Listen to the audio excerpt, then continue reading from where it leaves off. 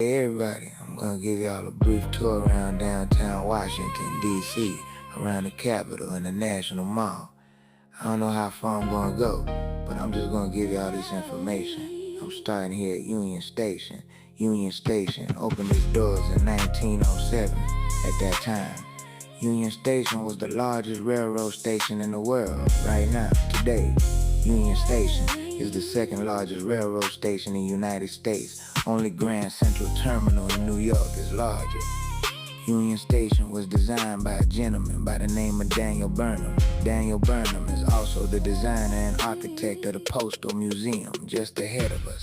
Housed in the Postal Museum is the largest stamp collection in the world. Also housed in the Postal Museum is a stamp identified by the name the Jenny.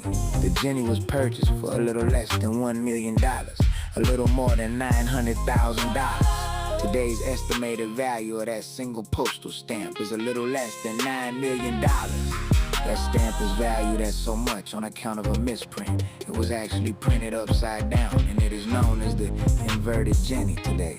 Also on display in this place is the very first stamp that went into circulation in Western society, known as the penny black.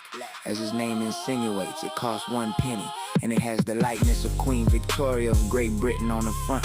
Also on display is the very first stamp that was issued in the United States. Actually, 2 stamps simultaneously, a 5-cent stamp and a 10-cent stamp. The 5-cent stamp had the likeness of Benjamin Franklin on it, while the 10-cent stamp had the likeness of George Washington on it. Now, coming up just ahead of us, we have Louisiana Avenue and North Capitol Street. North Capitol Street is one of the boundaries that separates Northwest from Northeast now. Washington, D.C. was established by an act of Congress, and George Washington was commissioned to come down by the Potomac River to find a location for the federal government.